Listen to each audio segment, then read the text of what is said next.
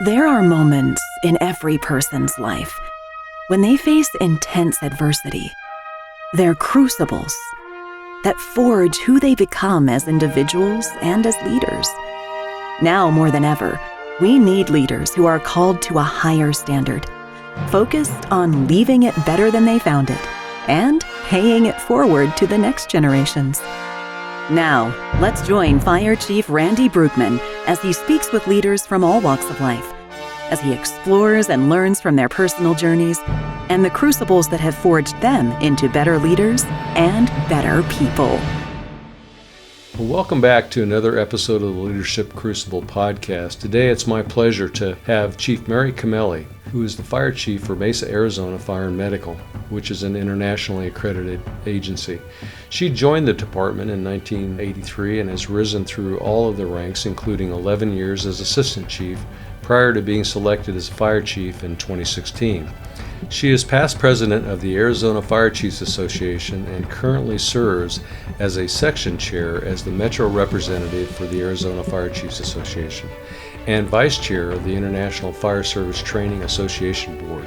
She is active in her community as vice chair of the Community Bridges Board, past chair of the Child Crisis Arizona Board, and past president of the Mesa Sunrise Rotary.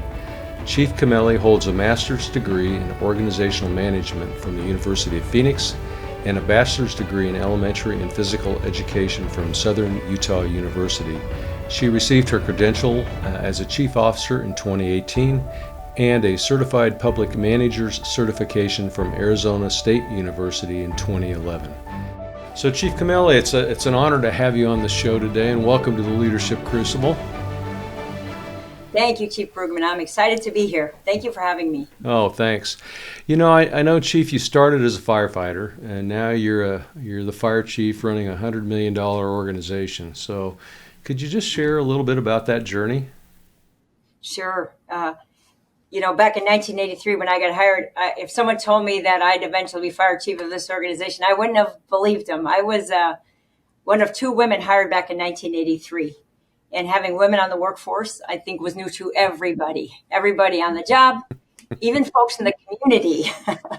It was just something you hadn't seen before in our town, or, I think Phoenix had maybe a couple before that, but our town of Mesa had not seen anything like that before. Mm-hmm. And I have to say, I had the opportunity since then to have lunch with who was our assistant chief at the time and became the fire chief, about how it was for him hiring women for the first time.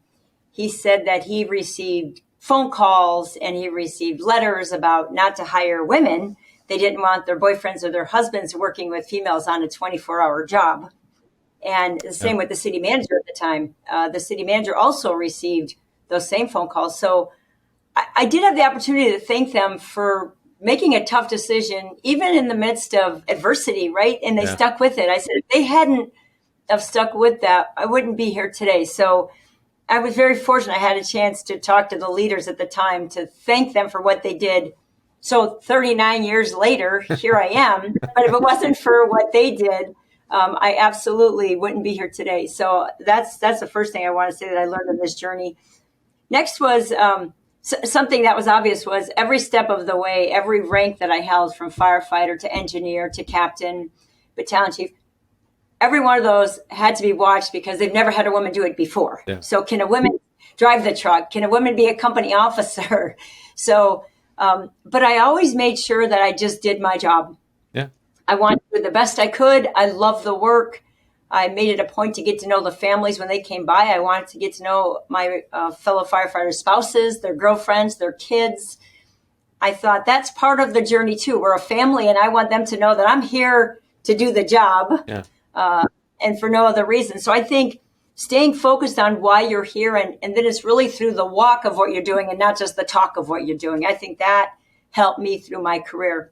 Plus, having 6 brothers and 6 sisters, that absolutely helped me know what it's like to live at a fire station with, 10 other people. Yeah, you kind of already had that experience, right? I really did. So that was no change for me to be living in a station house with so many other people, because I grew up with that.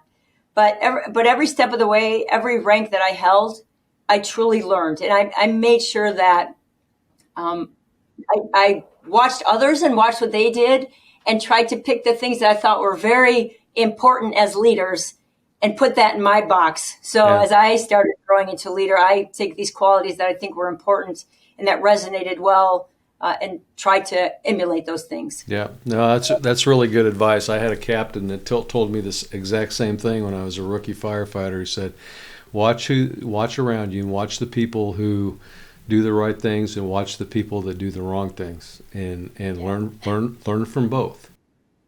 Exactly. You do learn from both. Yeah. You're right.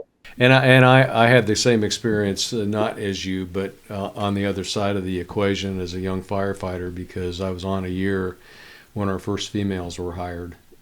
And it was interesting just to see the dynamic in the firehouses. And we had people retire over that, which was good. Sure. And I remember as a battalion chief when I set the first all-female crew. And the phone calls that I received that day about, what are you doing? And I said, well, they all hold the rank, and they've all proven they can do the job. So my suggestion to you is that you should probably beat them there if you want to put the fire out first, because they're going to do a really good job doing that. Well, good for you for putting the right people in the right position. Yeah, no, I mean, they've went through the process, so they're just like one of the members, right? That's true. That's true. We've come a long way, but we have a long journey to go as far as the inclusiveness standpoint. Maybe we can talk a little bit about that at the end of the segment here, but. Of course. I think also we provided motivation, because I couldn't tell you, every promotional test I had folks say, I'm not having a woman beat me on that test. Oh, yeah. And I'm providing motivation in some format, so I'll take it. Whatever their source of motivation was, glad we could provide that too. Yeah. And also, I do want to add, Randy, that I think I had great leaders in the organization, our fire chiefs, some of my battalion chiefs and company officers, and to just what you said, you learn from every one of them. And I had great mentors and leaders that I followed and tried to learn from. Yeah, it's really important, I think, from leaders in all walks of life to understand the importance of, as we pay it forward, as we move up and in our organizations, whatever we're doing. And sometimes we forget that because we get so focused on, well, I need to take the next step. Well, the way you take the next step is to build your team so you can be prepared to take that next step. That is so true. And also to that point, what I'm learning too, learning never stops. I just met with our recruits this week before they graduated and say, this is not the end of something. This is the beginning of learning. You got introduced to stuff, but the learning it just continues. But even in our roles today, even as fire chief, I think it's important. And I remind myself of this all the time. My team, I don't have all the answers. Because I'm in this role doesn't mean I know everything and should have to be the one to talk about everything. You know what I mean? Mm-hmm. I have so much knowledge on my team that I need to make sure they have a chance to talk, make sure they have a chance to express what they see and what they want to do, because that's the real value in this, is just letting your membership grow, letting your team, like my senior staff, they all bring something to the table, letting them know that they have the value in this too. And I want them to feel like they can really excel and share their ideas and be part of the team to really make us what it is. Yeah. Yeah, I think good leaders always look to surround themselves with expertise that they don't have because they're not threatened by it. And then poor leaders do exactly the opposite. Mm-hmm. Yes, I definitely surround myself with very smart people, smarter than me. Yeah. And so I'm very fortunate. Yeah, that's what I always did. And they always make you look good. You just open the door and let them go, right? Yep, let them do their stuff, because I don't want to hinder them from growing and being all they can and contributing all they can to the organization too. Oh, absolutely, absolutely. Well, I know you've faced some situations in your life that probably were your crucibles at the time, and helped to shape who you've become as a person and as a leader. Could you share with our audience maybe a couple of those situations? Yeah, I think probably for me in this role, knowing that we were minorities in this group. At the time, there was like 250 firefighters when we got hired. Now we have, 500. But being female, I was very timid because I was, people were watching everything you're doing. I was very timid. I think over the years, I've learned that I try not to let what other people say impact how I feel about myself. And I think women today in the fire service still face that. Yeah. We've been in the fire service for a long time, but there's still departments that haven't worked with females. So women today still deal with this because I've talked to many, many women and say, don't let what other people say about whatever they feel about this or about you because you're in this role, change who you are as a person. So you keep just following your mission and your dreams and not letting outside forces change how you think about yourself or change how you think about what it is you want out of this career or life in general. That was a good learning lesson for me because early on I was like, people would say stuff and I was first thinking, oh my gosh, is that true? Am I less apt to do this because I'm a female? And I never felt it in my heart. But when you hear it a lot and if you let it impact you, it will. At some point I said, you know what, I'm going to keep doing what I'm doing. Because here I was, your early 20s and I have, grown men around me saying things and you're thinking it could really change you or change your perspective if you allow it to. And I think it's important if you're on the right path of where you feel you need to be in life or you're doing something that you're passionate about and you feel like this is a perfect fit. I felt like when I got in this role, I actually moved out here to teach school.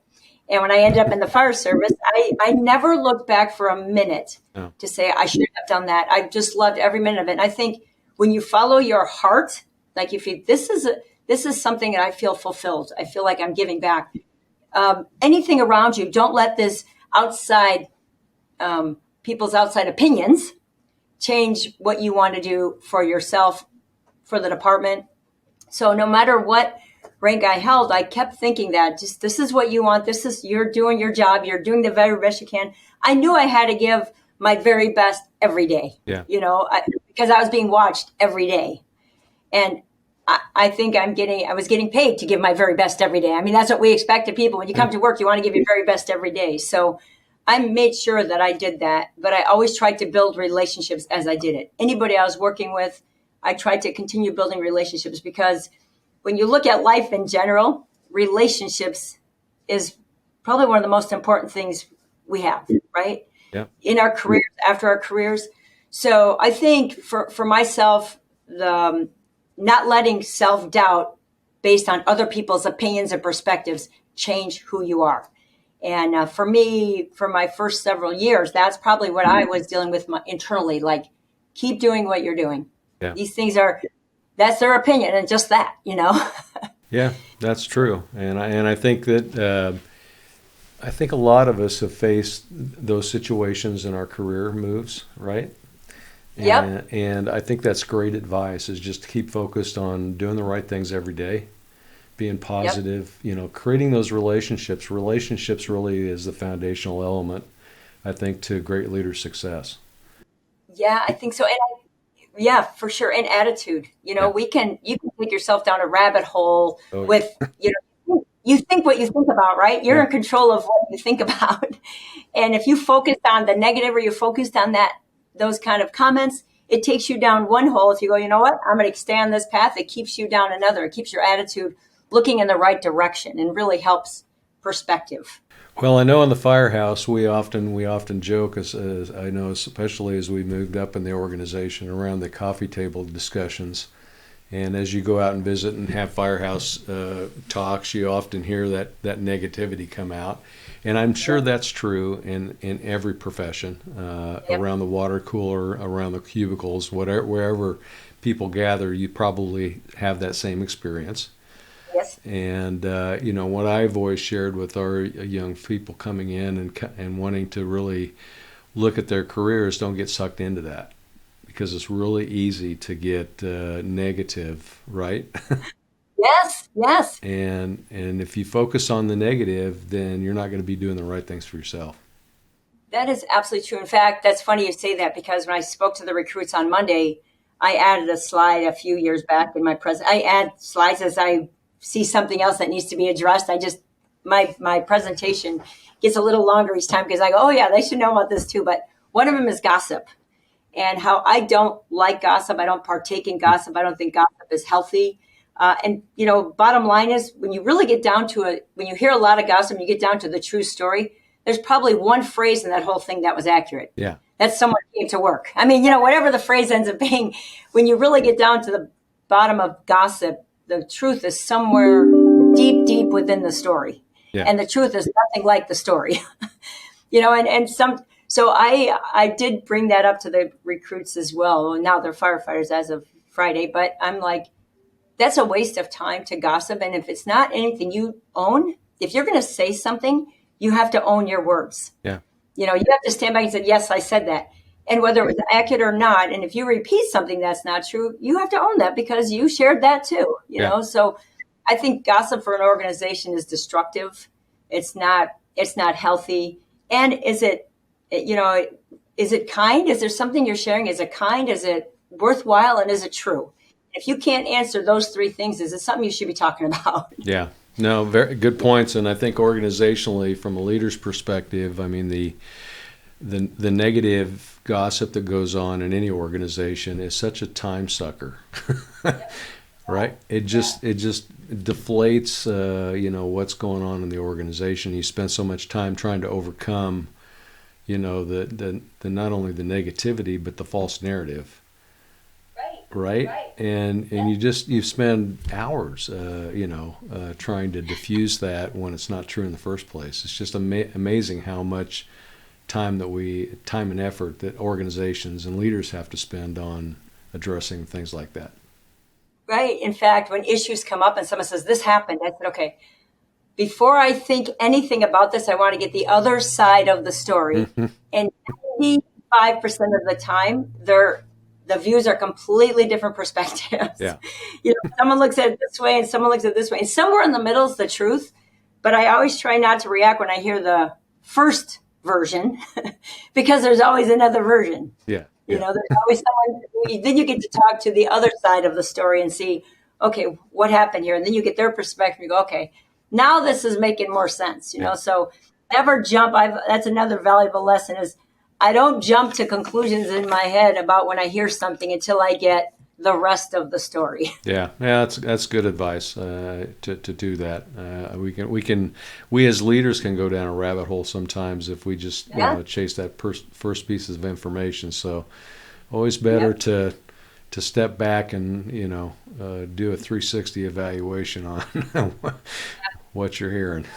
Yeah, absolutely. For sure. So, we've talked in the past about, when one's in one's comfort zone, you usually don't find innovation. And great ideas are usually not found there. So, as a leader of a large organization with, very, very complex, can you talk a little bit about that? Yes. Thank you for bringing that up. Just before this meeting, I had a meeting with my brand new union president. He just got elected in. And so this was our first meeting today. And we had this very conversation. I said, I just want you to know that what I feel is extremely important for an organization is to continue looking at new ways to do things. It's not like we're not happy with where we are, but we just can't sit back and just watch the train go by and never get on it. We have to continue seeing what's out there, how we can better serve the community. And he was 100% on board. But I said, I don't want to just change things to change things. But if we have to keep looking at what's going on out there, how we can better serve the community, if it creates a new program, if someone has an idea, I always want to try it. And if it doesn't work, then we go on to something else. But I'm never afraid to try new things. If my ACs come up and say, we'd like to try this, or we'd like to try that, once I get the detail of it or what it is they're looking to do, I'm usually all in on that because I think we have to try new programs. That's how we get better.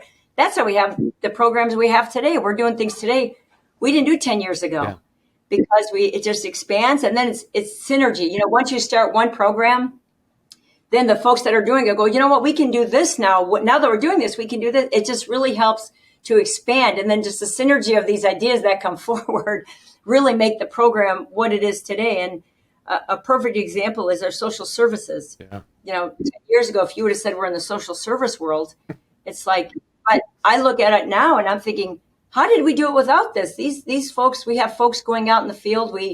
As soon as our crews go to a home where they need more help, like maybe they got to get connected with either, assisted living, or their family needs to be notified that, hey, they're really can't live on their own, or this person keeps falling, they need to have a walker, or whatever it is. Yeah. They get them connected with the right resources. And our call volume, as soon as the crews go on these type of calls, by 63%, we've reduced the number of times they've returned back to the same call. Sometimes you have the same patient 10 times, and they get them connected with the right resources. If someone said 10 years ago or 15 years ago, we were doing social services on a regular basis, installing pull bars to prevent falls, we're doing these kind of things to really reduce anything we could do on the back end of 911 to prevent a 911 call. That's our job too. We're going to go on the calls, but whatever we can do to reduce the number of calls, that's our job too. Yeah. Yeah. And that's a big shift, right? Big shift.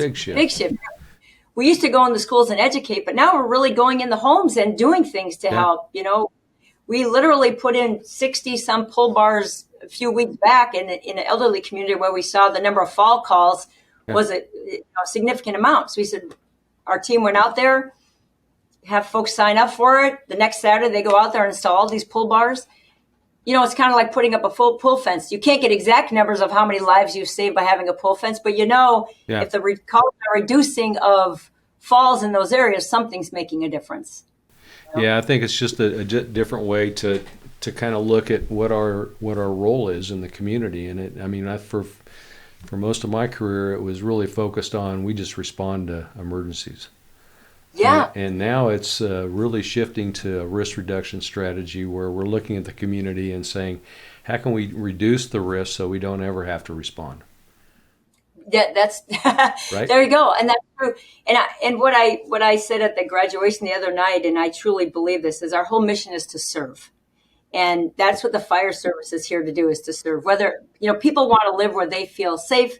They want to live to know that if they need help at 2 a.m. to get back in bed, if they can't do it on their own, someone's going to come and help them. So whatever the capacity of serving is, whether it's reducing the call, helping them on the call, or even after the call when we get them connected with our connectors is what it's called. That's our that's our mission. That's our purpose in the fire service, I believe, is to serve our communities. And that's in any capacity that we see the need. I think it's an open door. Yeah. Oh, I totally agree. From a leadership perspective, often as leaders, we make a decision based upon, and I often say this to fire chiefs, is our next budget year. We're really focused on the next year, right? Right. But how important, and it's really easy, not easy, but it really is easy to focus in that little time frame. But from a leader's perspective, we have to have long-term vision. About where our organization is going, because I don't care if you're in the fire service, or you're running a hospital, you're running a school district, you're in private business. If you want to go from point A to F or wherever, in the future, how do you position your organization? And so I'd like to hear your thoughts on how you've done that and how important that is. Sure. In fact, that's a really good point, because it is easy to say, okay, we only have this much money. What can we do? I think we have to look outside of that. And like the programs we've done with social services, we didn't ask for more money for those. We took the resources that we had and reallocated. So we said, okay, this is where most of the need is now. So we kind of reallocated in that area. So we didn't ask for another penny. In fact, we utilized interns to kind of help with that. So we were trying to be innovative. And so we're looking at an intern program now. We have interns that help us run these programs, and this costs us nothing. Although Chief Smith is working on it, we're trying to get something for interns, like a stipend or something. So he's working on this program just to thank them, because they're really helping this program thrive and really expand. And they're getting something out of it as interns, and we're getting something out of it for our community. So I think budget is nice, but there's other ways to make things happen like that. bringing in more interns, reallocating what you currently have in another area if you need to. Another thing is we've applied for grant funding to get some of the stuff that we needed to other ways of funding. So if our city budget's one thing, we're still working outside the box. We do partnerships. So there's so many other things we can do, because if it's all based on dollars, we're not going to think past the dollar sign. Yeah. And I always want to think past the dollar sign of what other ways can we achieve what it is we're trying to do. And there's always something we can do. We partnered with, for the pull bars, for example, we've partnered with Home Depot. They've donated all the materials for us to do this program. So we couldn't have done it without Home Depot. But so there's other things out there that we can do to be successful outside of the dollar. And I think that helps. It shows the community that we care. It shows the community that we're out there. We were very fortunate. We just had a public safety tax pass in November. We had a bond pass. We had the tax. I think when public sees that you're out there, you're making a difference. Yep. I think that helps you in the long run. So now we have funding for 2 more fire stations coming up because our bond just passed. So I think still being active in your community, in spite of low funding or in spite of maybe not having enough money to do a program you want to do, there's still things we can make happen with what we have, for sure. And then how important, is it to really look at what your organization is going to look like 8 to 10 years down the road? In fact, my team and I just had a retreat on, I think it was October 31st, actually. It was Halloween. That's how dedicated they are. They use Halloween. We were there in a retreat all day long, looking at, and they had to already pre-meet with their staffs to get, their deputy chiefs' ideas and ideas from their work groups. So they already did all that. We met for 8 hours and then another 4-hour day, going over what our needs are for the next 5 years and for the next 10 years. Where do we see where we want to be? So this was we had a whole retreat just on that topic. And so I think that is important, because you get the ideas from your staff, they got it from their staff, and bringing it together. I think we have a very long ask list, of things that we'd like to see. And regardless of what we're going to get approved each year, we're still going to be focused on what it is we need to do as an organization, the programs we need to keep going and things like that. Yeah. But yeah, it's important. Well, and I think from any organization's perspective, when you can lay out your plan or your proposed plan for, 5 to 10 years, and that's been staff driven throughout the organization, then everybody has a piece of the pie, so to speak. They all have ownership, and it creates this organizational, I think, DNA to actually help it to make it a reality. And so many times organizations see this a lot in the private sector. They'll have a game plan and they never engage all of their staff throughout the organization to create buy-in on what the vision is. That is true, and I think buy-in is huge for that. We did our strategic plan in September, and we invite anybody who wants to be part of it. Everybody's invited, and we had like 75 people there. But I think it's important, just to your point there, is that people feel like if I want to be part of this decision making, I can be. No one's left out. If you want to be part of it, you can.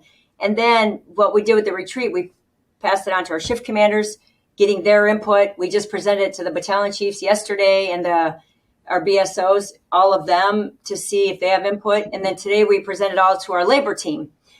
And then any input they have, and then if they have suggested changes, things like that, we'll make those changes, and then it's something to move forward with. Yeah. But we're getting, as we go along the way, we're sharing it, and then we're getting input to see if they see things that we've missed or that they'd like to see different. Yeah, it's a great strategy as moving forward. And I was just thinking as you were talking, the people that you just put on the floor in firehouses last Friday. Yes. They're going to be the captains in 10 years in the battalion chiefs. So very true. They're going to be the ones that are picking the ball up and making that happen. You're exactly right. Yeah. So you look at me, you go, my first question was, are you 18 years old? Because you don't look, you look younger and younger every year. Yeah, I know. That happens when you get a little older. Yeah, but you're right. They will be our leaders for Yeah. sure.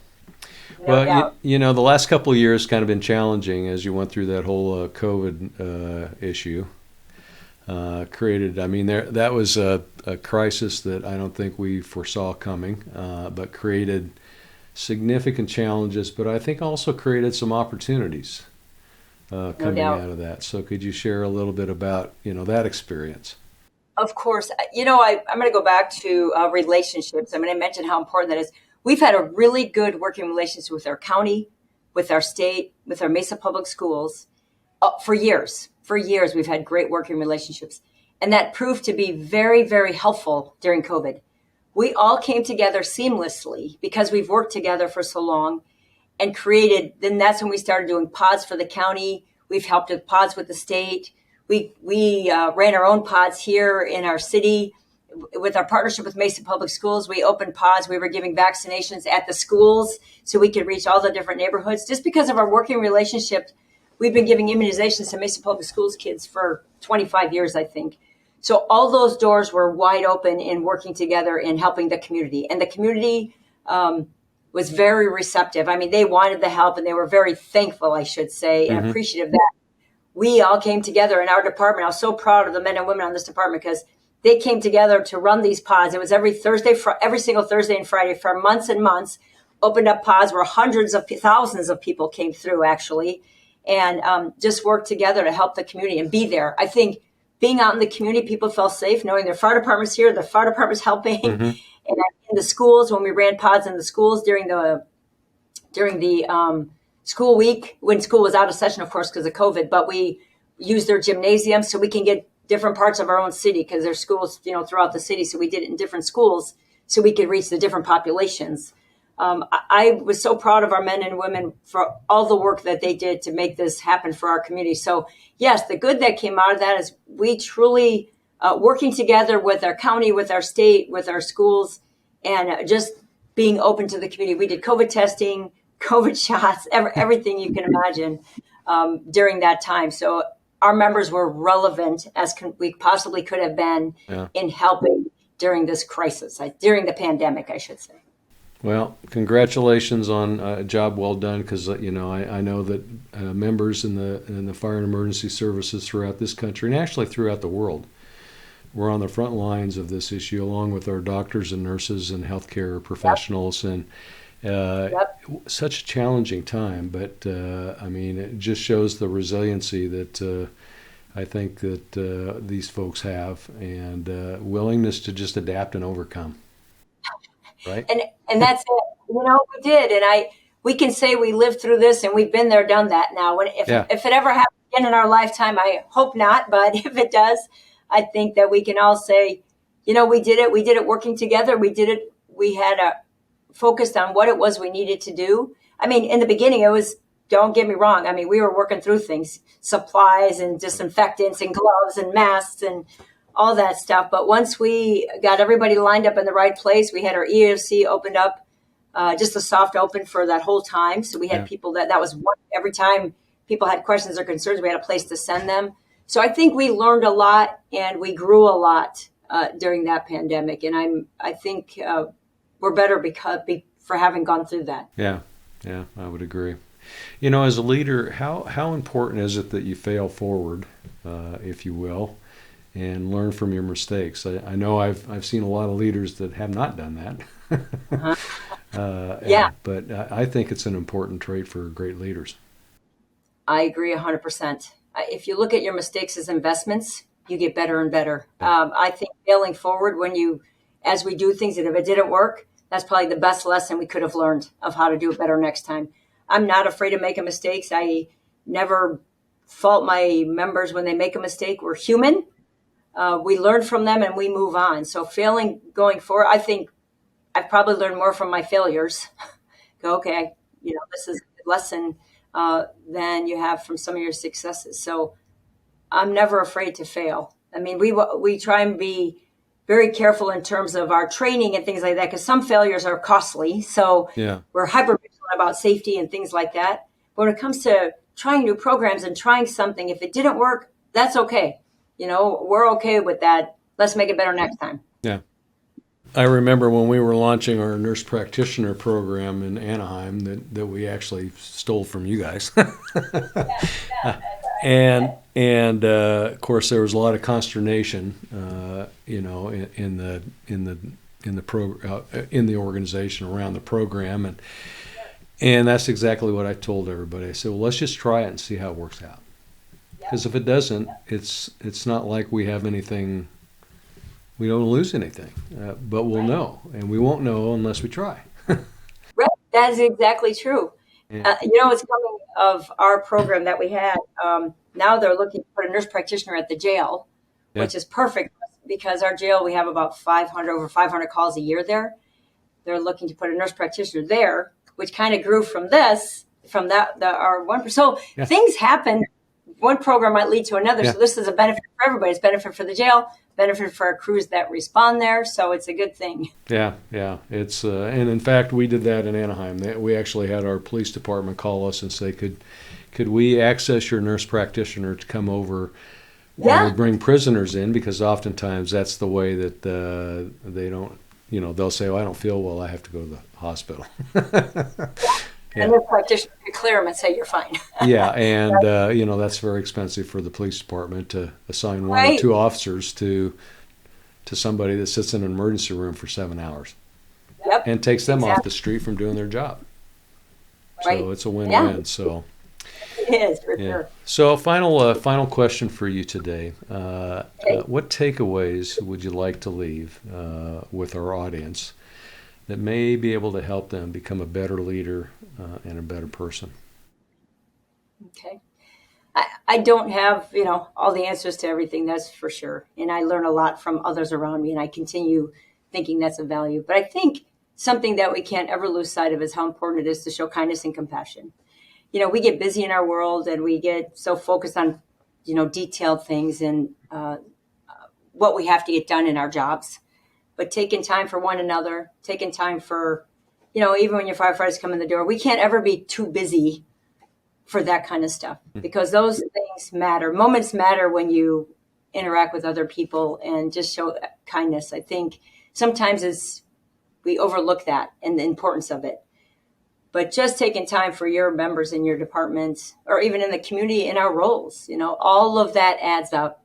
And you're sending a message loud and clear to others who watch you interact, that you can't take those things for granted.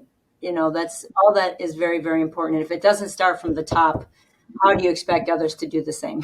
Yeah. Yep. Leaders are always on parade. They're always being watched. Yep. And if you're not walking the talk, right? I think that speaks louder than anything. If I don't live what I ask of my members, then am I being a good leader? And I think, but just showing, patience and kindness with each other, and never lose sight of how important compassion is for each other and for those in the community. I think that resonates more than anything. Yeah, totally agree. Chief Mary Cameli, thank you so much for being on the Leadership Crucible podcast. It's an honor to have you on this show, but it's just it's an honor for me to call you friend. Thank you so much for asking me. It was an honor to be asked to be on this show, Chief Brugman, and thank you for doing this. I appreciate that. We're always learning from each other, and thank you for taking the time. Thank you. Thanks for listening to the Leadership Crucible podcast. If you have a story of adversity you'd like to share, we'd love to hear it. Join us next time as we continue to explore how to live lives of success and significance.